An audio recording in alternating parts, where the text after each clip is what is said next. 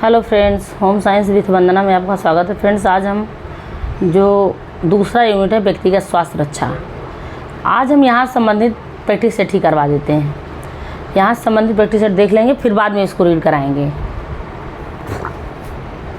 शारीरिक स्वास्थ्य रक्षा के यूनिट का हम प्रैक्टिस सेट ही करवा दे रहे हैं। चलिए पहले तो यहाँ पे हम बात करेंगे।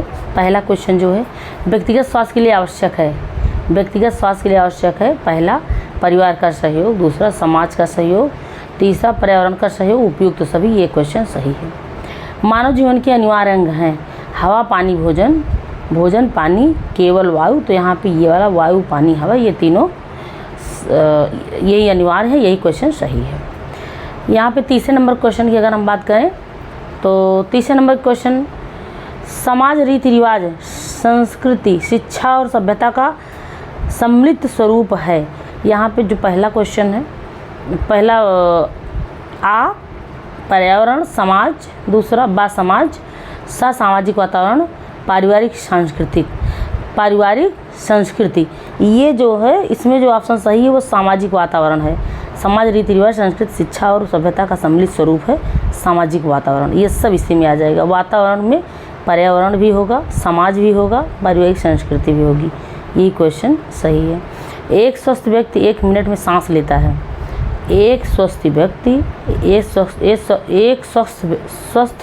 1 मिनट में सांस लेता है 14 से 18 बार। अगर यहाँ पे ये तो रेशियो दिया है 14 से 18 बार, नहीं तो 18 बार भी अगर होता या 18 बार कहीं मिलेगा तो वही सही होगा आपका। ये ऑप्शन सही है।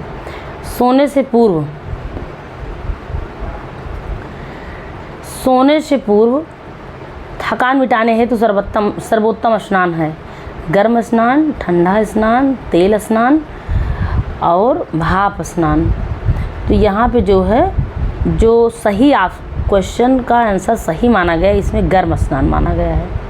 सोने से पूर्व थकान मिटाने हेतु सर्वोत्तम स्नान गर्म स्नान है। ये वाला क्वेश्चन इस बुक में सही माना गया है, ये वाला गलत है।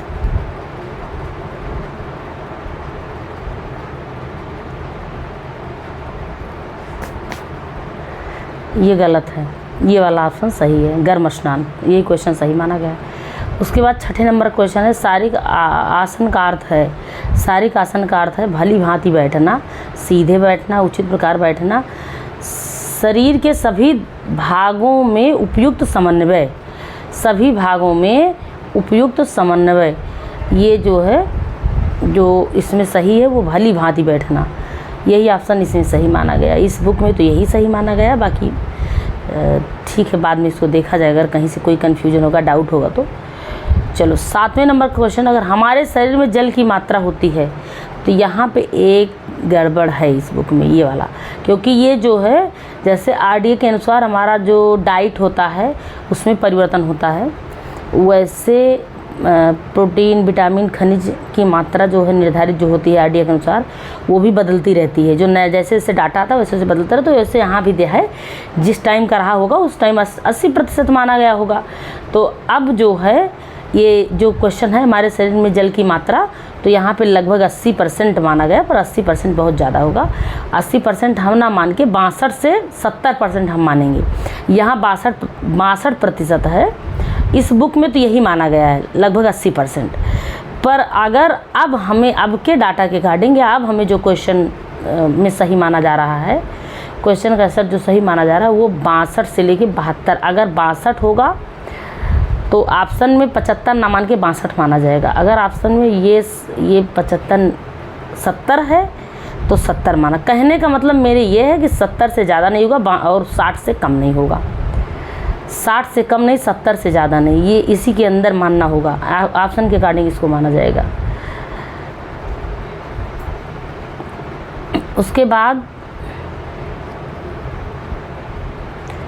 जो 9वें नंबर का क्वेश्चन है,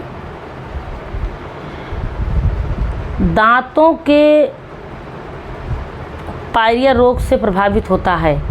दांतों के पायरिया रोग से जो प्रभावित होता है, किस पे प्रभाव पड़ता है? तो यहाँ पे हम बात करेंगे जो हमारा क्वेश्चन है,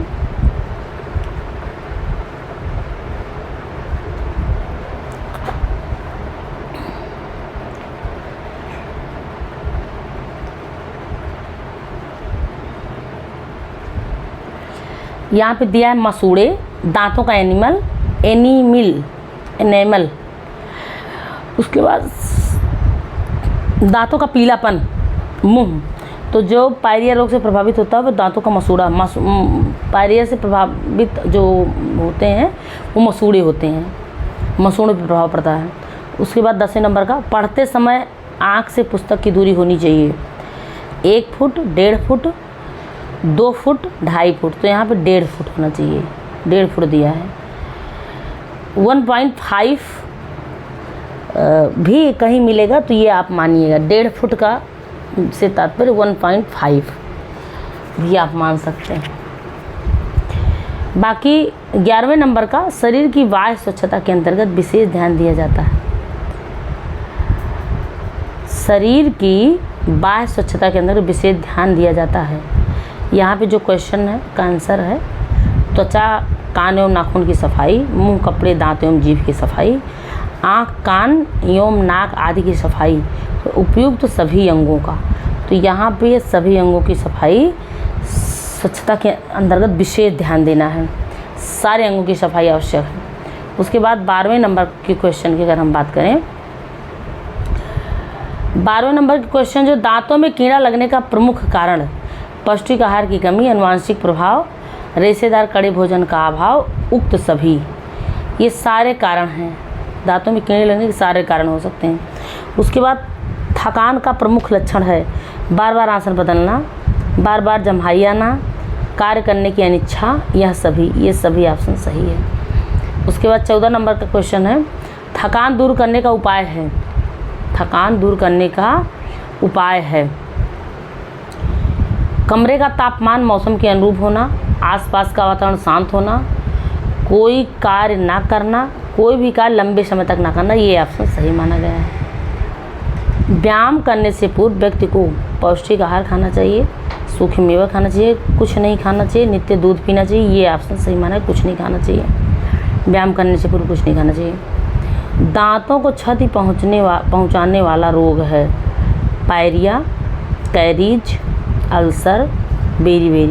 तो दांतों की क्षति के लिए पायरिया ही है, क्योंकि कैरीज इसमें दिया गया पर पायरिया ही दांतों को क्षति जो पहुंचाएगा। ऑप्शन में तो यही माना गया भाई, ऑप्शन सही है, इसीलिए इसको हम बता रहे हैं, पायरिया ही है। कैरीज पे भी लोग चले जाएंगे और क्वेश्चन गलत हो जाएगा। तो दांतों को जो क्षति पहुंचाने वाले रोग होते हैं पायरिया होता है।